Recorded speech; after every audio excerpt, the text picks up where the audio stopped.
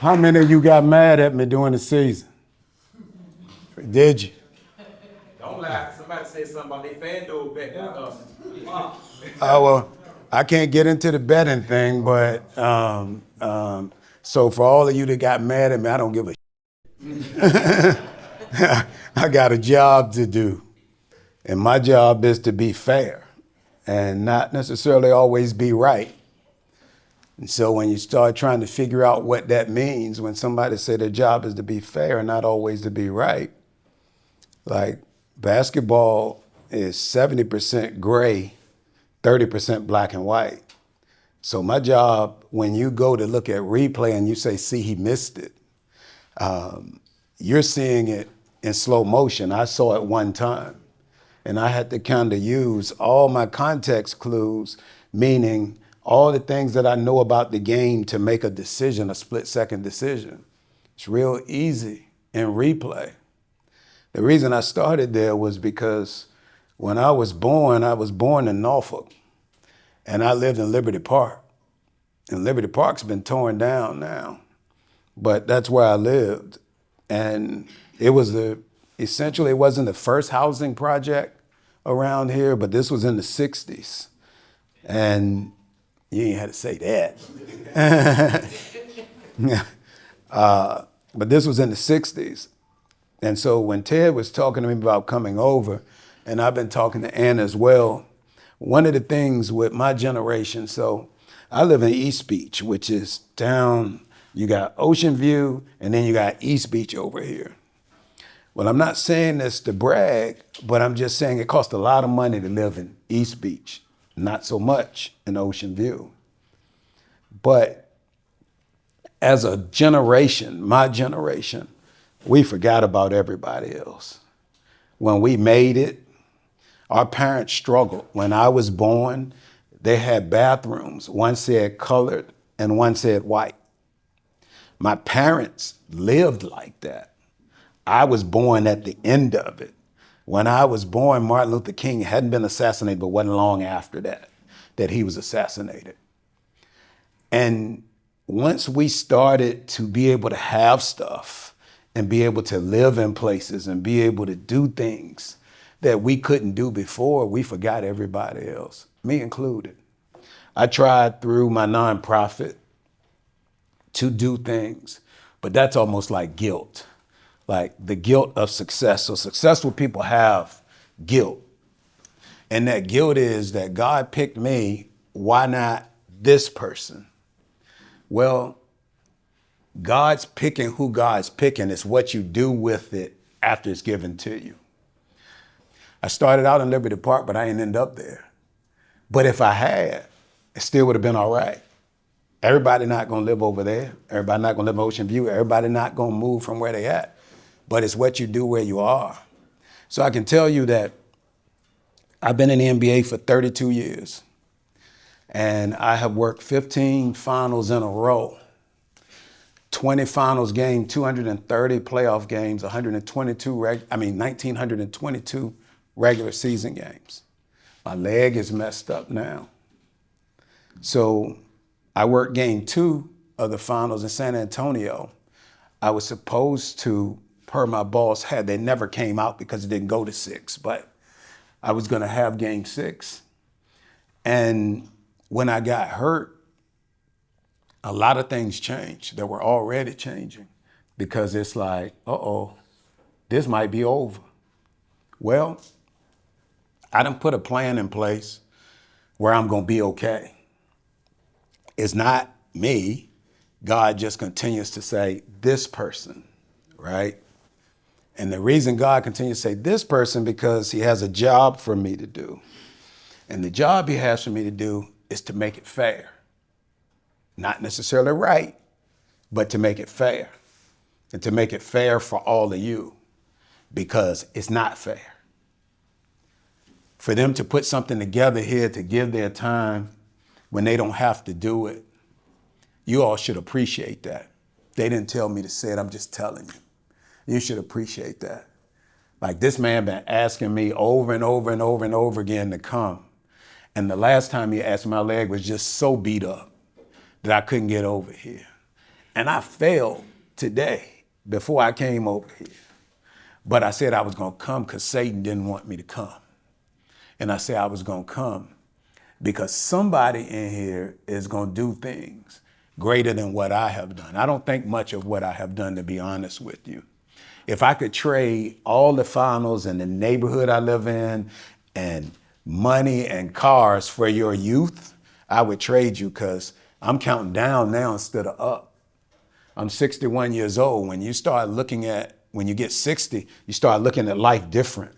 Like, what have I done to help somebody? Well, the good thing I can say is, from my foundation, even if it resonated in guilt in some regards, I really, truly, the core of me wanted to help people. At the same time, I have taken people and brought them into officiating. And I have a young lady now, Shalisa, who next year, she will be probably going into the NBA. And I got her started here 6 or 7 years ago. So she's went from making $8 an hour at the YMCA when she came back here from playing basketball overseas, to she'll probably make about $350,000 to $400,000 starting out in the NBA next year, if she gets in next year or the following year. Either way, she's gonna make it. She's right on course to do it. And I have a bunch of other people that I have been able to do that for. The reason I'm saying that is that, you all out here playing. I send referees to 85 high schools around here, including Northview.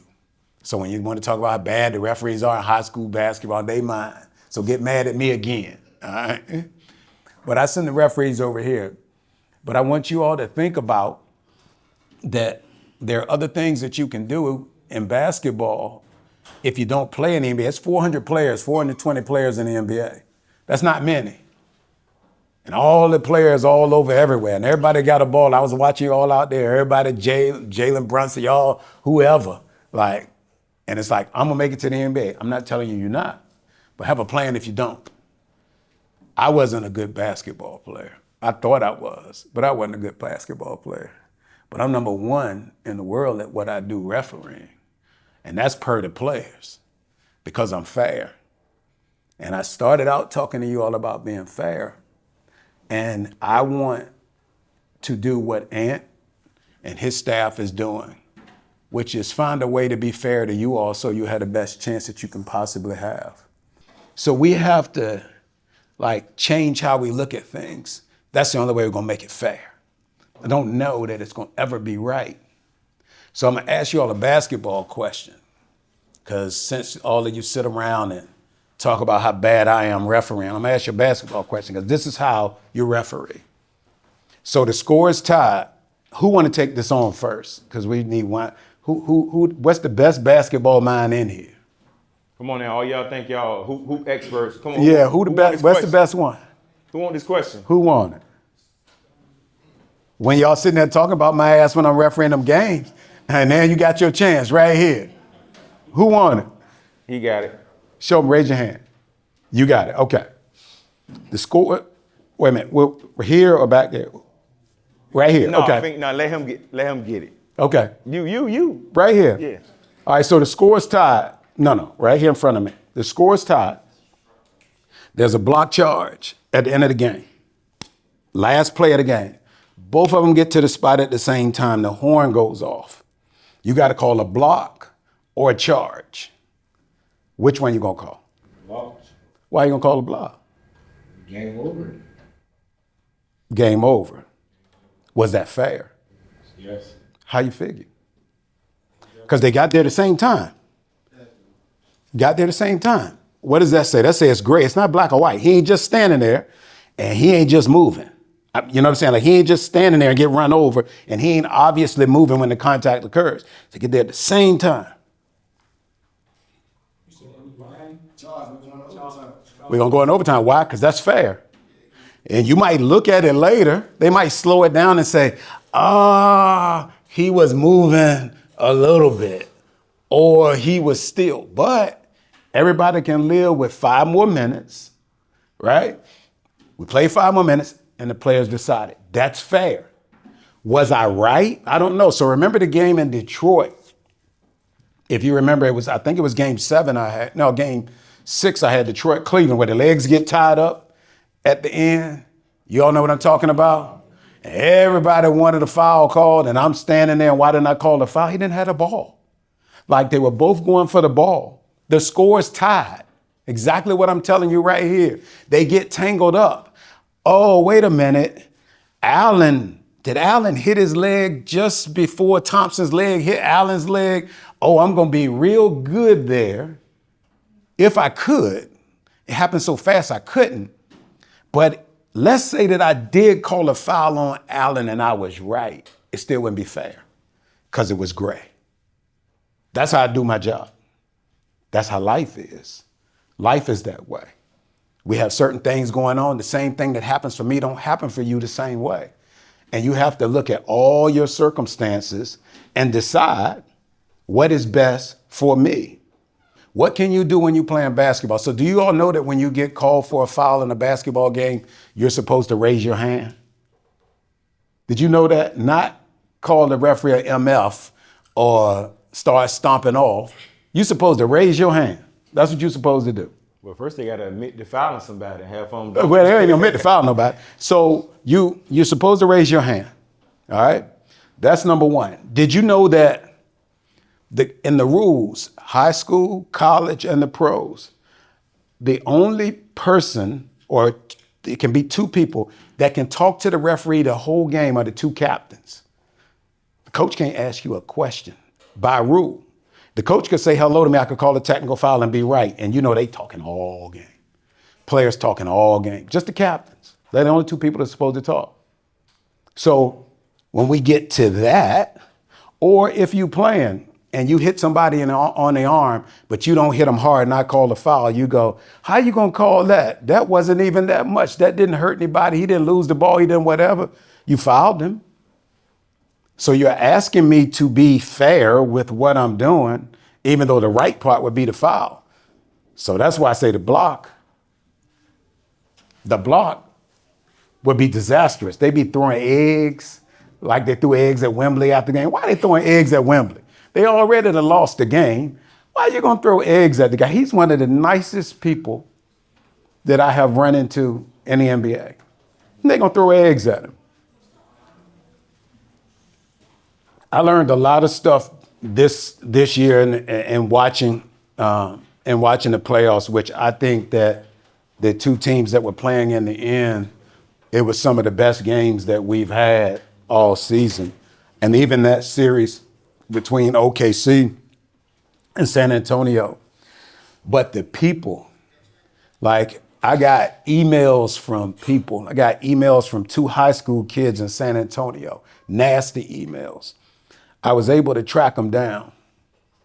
And one sent it from the school email, the other one sent it from an iCloud email. I was able to find them, so I sent an email to their principal. They both played football. That's how much information I was able to find about them online. I sent an email to each one of their principals, athletic director, and football coach. And I said to them, I said, I got an email from your students here. And I said, my issue isn't that they said nasty stuff to me because San Antonio lost. My issue is how easy it was for me to find them. When you're doing stuff out here on social media, when you commenting and you think that nobody knows who liked what, who did what, who said what, it can find you. And if I was a different dude, and when I went back to San Antonio, I could go find them.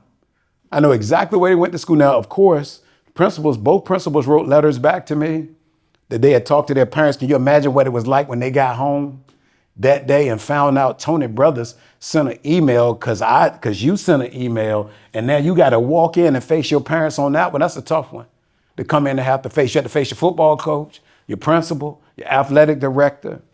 And I'm only saying that to say, like, just like I say, being fair, you also got to be fair too. You got to own what you do. You have to own what you do. When I was coming up, just like everybody else, I did like stuff I wasn't supposed to do. Now, I never really got in trouble, more with my mother than I did with anything else. But I didn't have the circumstances that a lot of people have. But I don't want you all to believe that just because I was born in Liberty Park, that I couldn't move somewhere else. And I don't want you to believe that just because your circumstances may not be what you want, they may be everything you want. You know, I grew up, I was born in Liberty Park, but my mother was a very, very successful person in the banking industry. And all she had was drive. And she made sure that we had everything we needed and most of what we wanted. And we moved from Liberty Park to Fairfield and Chesapeake, to Georgetown and Chesapeake. And we just kept moving. And then when she passed away, I kept trying to further the legacy. And so one of the things in our community that we do is that we tear down our own. We don't lift up our own. And we have such a strong, strong, strong history. If you were to look up a lot of the inventions that are out there, they were invented by Black people. And so there's an auditorium at Norfolk State now named after my mother. I had it named after her because she had done so much and I didn't want people to forget about it. And I'm saying that to you to say that she died, my mom died 23, 24 years ago. It's not a day that goes by that I don't think about it. But I had to preserve that legacy. And each one of your families, there's a legacy. I don't care what your circumstances are. Like, there's a legacy, and you need to be proud of who you are, where you come from. Just the fact that you got clothes on here and out here playing basketball, you're doing better than a whole lot of people, and you better recognize it. But what I want you all to do, and what I want to do, is just change the way we all think. If we can change the way we think, we got a good shot at doing better. And not like Robin Hood, robbing from the rich to give to the poor, nothing like that. But if we can just move it just a little bit, if we can just make people feel better about themselves and feel better about whatever circumstances they're in, and then just try to provide something, a leg up, just like what they're doing right here. They get you all together. I came in, I was so excited to see so many of you out there playing. That's a testament to you too. But for them to get you together, it don't take much. I know he gives a lot of his time because every time I turn around, he got something going on. But look at what the results of it are.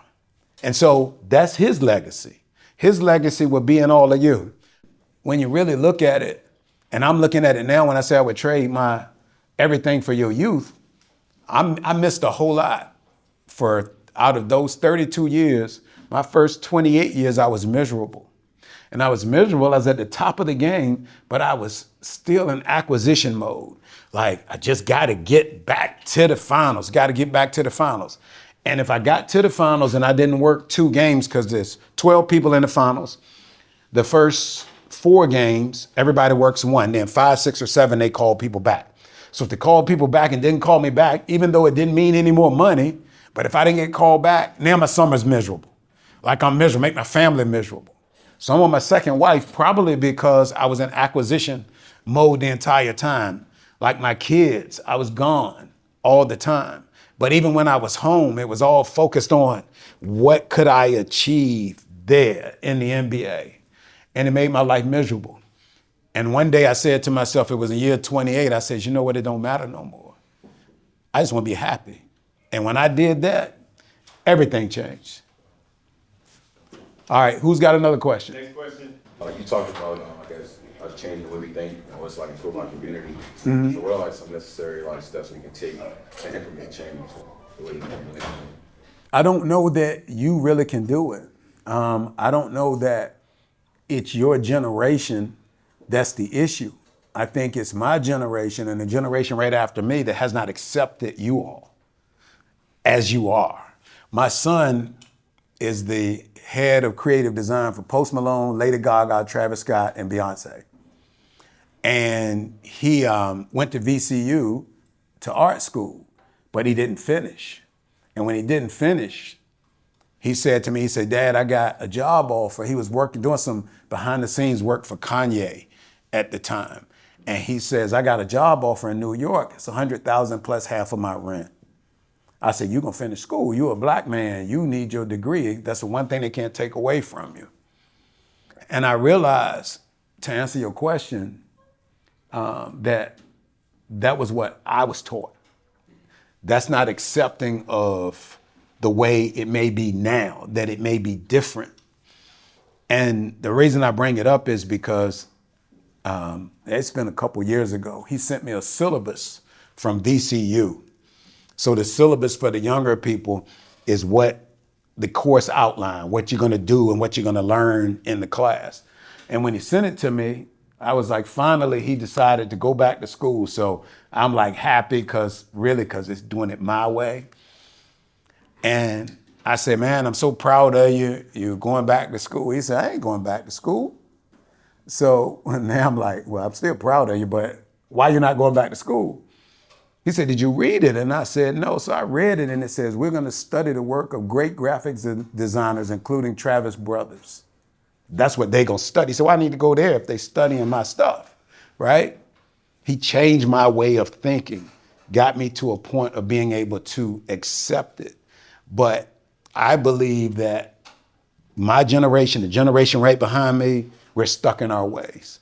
We believe our way is the only way. And the only way to change the community is to start listening to the community.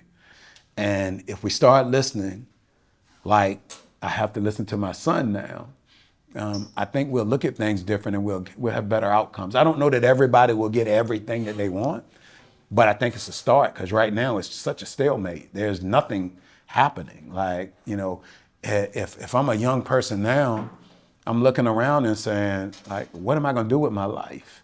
Like, how am I gonna take care of myself? How am I gonna take care of my family? But just know this, I did the same thing. I did. I lived in Chesapeake, we lived in Georgetown.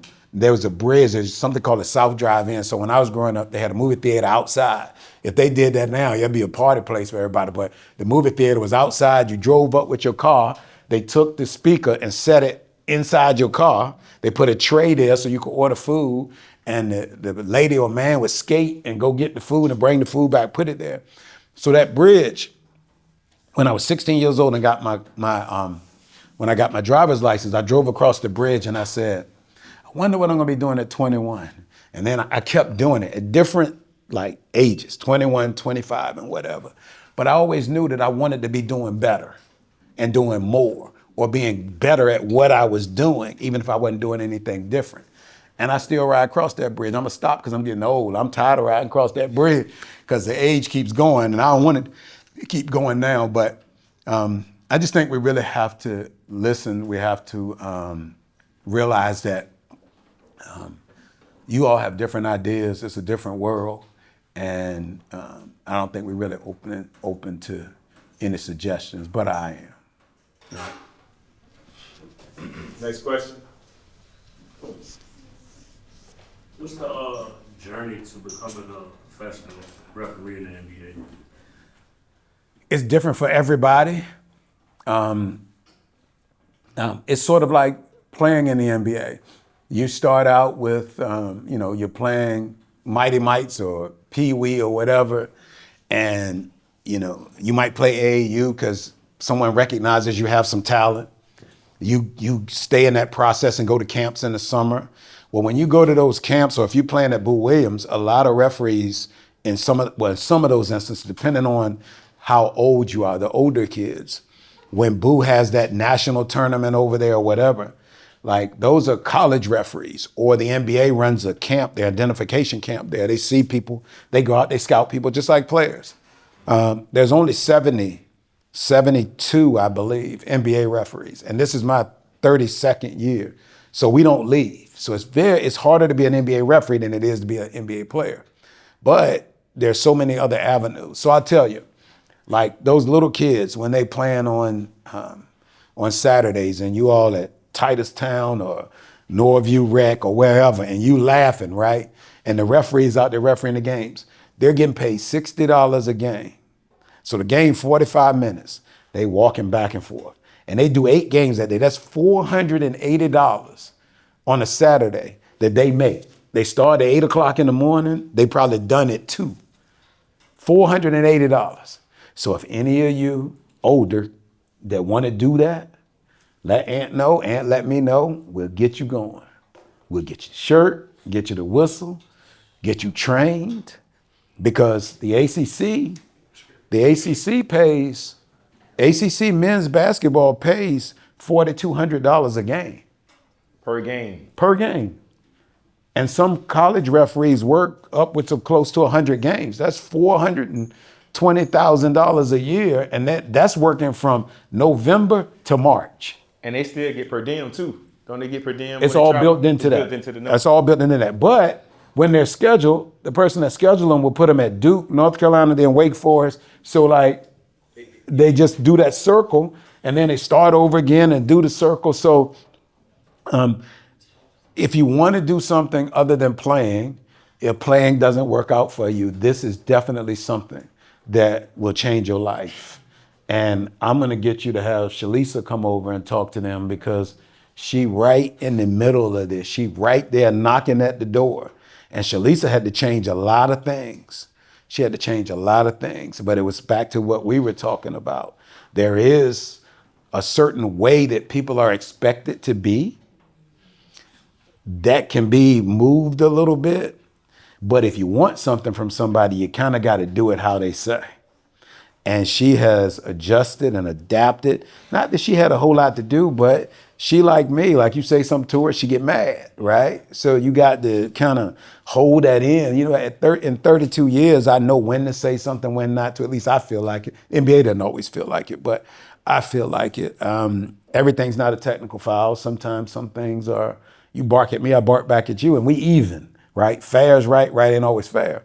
But she's done a lot, and I think she would be really good for you all to hear how it's changed her life. And even if she just stayed in college in the G League where she is now, she makes a lot. She does really well. So I remember her back in the day. From she was doing Reck. Yes. And at Boot. Yes. A while ago. Uh-huh. I know she's under you. Right. So how does that work when it comes to like if she was to get picked up by the NBA? Is that like a deal, the contract to your company, or no? She's I'm a W-2 employee in the NBA. So the season's over, but I get paid every 2 weeks. Like, so she would become an employee in the NBA. Right now, she works games for me in the MEAC. She works in the G League. So in the G League, she's still a contracted employee in the G League. But the G League, she works other college conferences and stuff. So she doesn't have a W-2 yet. But once hired by the NBA, everything else goes away. Gotcha. And then she becomes an NBA referee, and that's salary, benefits with retirement, disability, the whole health, everything. Is Brandon Adair one of your guys too? How many Yeah. other 757? So Brandon, Shalisa, Dorian Finney-Smith's sister, Jeezy, she's just got in the G League 3 days ago. Rio, who Rio referees over here in Pro-Am and stuff, but I started Rio. Kenny Jones. I would say probably between the NBA, the G League, maybe I can put my name on 10 to 15 people, and unlimited number of people in college basketball. I have the MEAC. I have the MEAC men and women. At one of my leagues, he was just excited. We just had a camp for one of the local college conferences. Uh-huh. I think he might have got selected. He was super excited. Oh, okay. Yep. And I remember the day you started Shalisa. We were about to play at Lake Taylor, we were warming up. She talked to you, she go there, she say, I ain't playing about the rap. Yeah. Yeah. She was gone. And she's done really well. And I would say to you all, if one of you make it, like if let's just say you go and if this person gets recruited by Duke, let's say, and they got signing day, all of you should be there. Even if Duke didn't pick you, be there to support that other person. Our culture is bad in that we don't support each other. And we'll get upset and jealous about the fact that this person made it, that Duke picked them. Well, you never know where that person's going to end up, and you never know what opportunity may be there for you as a result of that person. And people talked all the time about Iverson, right? And they say he hung around the wrong people. Those were his friends. And he never gave up his friends. He accepted whatever came with it, whatever potential consequences came with it, if that was the case. But he stuck with his friends. And I think that we just need to do a better job, not when somebody's not doing what they're supposed to do, but we need to do a better job of sticking together and supporting each other. And when someone makes it, we all need to be there. So when Shalisa left to go to work in the NBA, her first game in the NBA, guess who she worked with? Me. She worked the NBA preseason 2 years ago. We were in Utah. I had all the referees from around here at the airport. She didn't know anything about it. And everybody was cheering her on. There's some people that probably felt like they should have got that opportunity or whatever. She got it. So if she gets it, just like when I got it, I pulled somebody along or pulled some people along, she'll be able to pull some people along too. So I would suggest that stay behind each other, cheer everybody on. Let's give Mr. Brothers a round of applause.